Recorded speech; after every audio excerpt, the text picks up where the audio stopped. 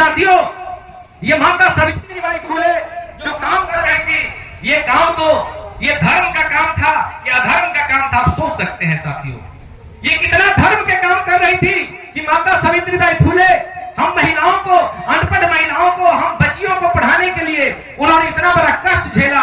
और कष्ट झेलने का परिणाम यह हुआ कि धीरे धीरे जब समाज में शिक्षा जब बढ़ने लगा तो मनुवादी समानती सोच वाले, गैर बराबरी को बढ़ावा देने वाले लोग माता सावित्रीबाई और ज्योतिबा फुले के पिताजी पर दबाव बनाया। गोविंदराव फुले उनके पिताजी ससुर थे, उनको दबाव बनाया कि आपका बेटा पुतो बहुत गलत काम कर रहा है, बहुत अनर्थ का काम कर रहा है, बहुत अधर्म का काम कर रहा है। आपने बेटा और पुतों को मना कीजिए, अगर ये पढ़ना पढ़ाना अगर बंद नहीं करेगा तो आपको गांव से निकाल देंगे, आपको इस मोहल्ला में रहने नहीं देंगे। सम्मानित साथियों, गोविंदराव फुले डर गए क्योंकि वो कमजोर थे, गरीब परिवार में पैदा लिए थे। सामंतियों के डर से उन्होंने अपने बेटा पुतों माता सावित्रीबाई फुले को और ज्योतिबा फुले अपने बेटा को बैठा कर कहा कि है बेटा, है पुतो, जो काम तुम लोग कर रहे हो इस काम से गांव में कुछ लोग नाराज हो रहे हैं, इस काम को या तुम छोड़ दो। अगर ये काम करोगे तो घर छोड़ देना पड़ेगा, यहाँ रहकर ये काम नहीं कर सकते हो। अगर ये काम पढ़ना और पढ़ाना शुरू करोगे, स्कूल कॉलेज चलाना शुरू करोगे, इस गांव के जो सामंती लोग हैं हमें गांव से निकाल देगा। ज्योतिबा फुले अपने पिताजी को कहते हैं, हे पिताजी, जो काम हम दोनों पति पत्नी मिलकर कर रहे हैं ये अधर्म का काम नहीं है, ये धर्म का काम है। क्योंकि मैं थोड़ा सा पढ़ा लिखा तो मेरे साथ जब अपमान हुआ बारात में तो मुझे एहसास हुआ कि मान सम्मान क्या होता है और अपमान क्या होता है। हमारी महिलाएं जब पढ़ लिख लेगी, हमारी बच्चियां पढ़ लिख लेगी, हमारे ये दबे कुचले समाज के लोग जब पढ़ लिख लेंगे तो उनको अपने हक अधिकार समझ में आएगा। ये काम धर्म का काम है, यह धर्म का काम नहीं है। आपको जिन्होंने दबाव बनाया है वो गलत है, हम लोग ठीक काम कर रहे हैं। तो पिताजी कहते हैं कि बेटा, ये पढ़ना और पढ़ाना जो है ये हम लोगों को विधान में नहीं लिखा हुआ है। यहाँ में आती है, कदम का पेड़ है, पत्ता से पहचानते हैं, फल से पहचानते हैं, आम का पौधा से फल से पहचानते हैं, बरगद का, पीपल का, ये पेड़ पौधा में जातियां होती है, अलग अलग नस्ल होते हैं।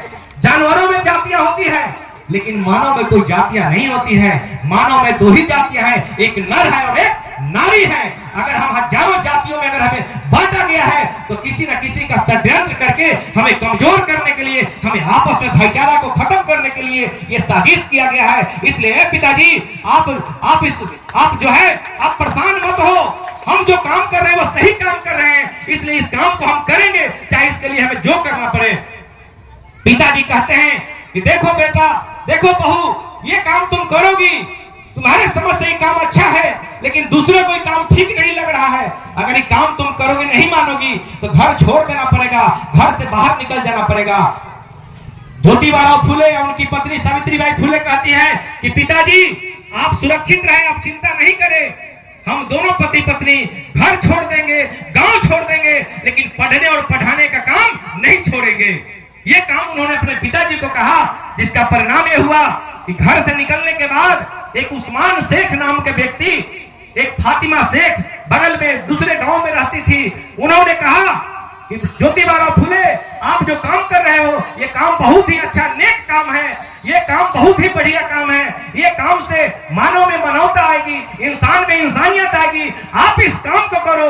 उस्मान शेख और माता फातिमा शेख ने ज्योतिबा फुले और माता सावित्रीबाई फुले को आश्रय दिया, जगह दिया, अपना मकान दिया कि आपको पढ़ना और पढ़ाना ये काम बंद नहीं होना चाहिए। ये काम ज्योतिबा फुले को उस्मान शेख और माता फातिमा ने आश्रय देने का काम किया।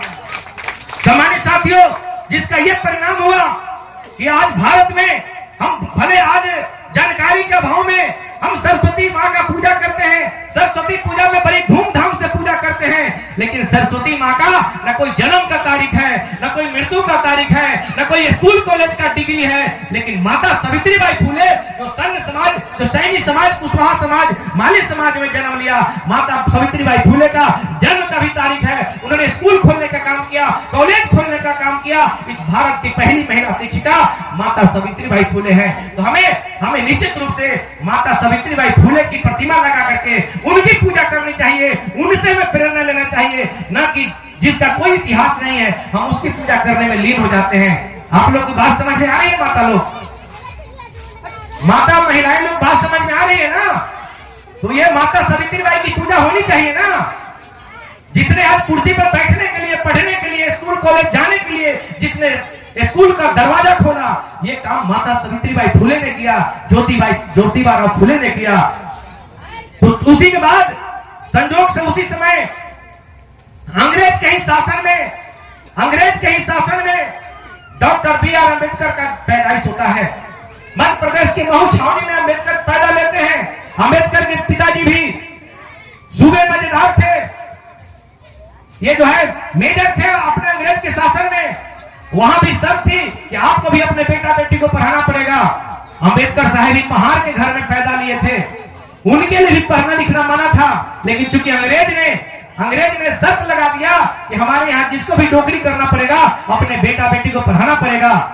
सम्मानित साथियों, जब उनके पिताजी डॉक्टर भीमराव अम्बेडकर को लेकर जब स्कूल जाते हैं, जब स्कूल उनको लेकर जाते हैं, तो स्कूल के टीचर, स्कूल के जो शिक्षक थे, गुरुजी थे, उन्होंने नाम लिखने से मना किया कि भाई हमारे विद्यालय में अछूतों के लिए, ये शूद्रों के लिए पढ़ना लिखना मना है। अगर आप बहुत ज्यादा अंग्रेज के दबाव में अगर जोड़ दे रहे हैं, आपके बेटा अम्बेडकर का हम दाखिला करेंगे, लेकिन कुछ शर्तें मानना पड़ेगा। क्या शर्त लगाया मास्टर ने? शर्त यह लगाया कि आपका बेटा का हम दाखिला करेंगे, लेकिन अन्य बच्चों के बीच में आपका बेटा अम्बेडकर नहीं पढ़ेगा। उन्हें स्कूल से बाहर बैठ के पढ़ना पड़ेगा, उनकी टाट अलग लगेगी। अगर आपके बेटा अम्बेडकर को प्यास लगेगी तो भाई जो चापाकल जो स्कूल में है, उस स्कूल पे चापाकल पर वो पानी नहीं पिएगा, इशारा करेगा, चपरासी उसके हाथ पर पानी पटाएगा, तब वो पानी पिएगा।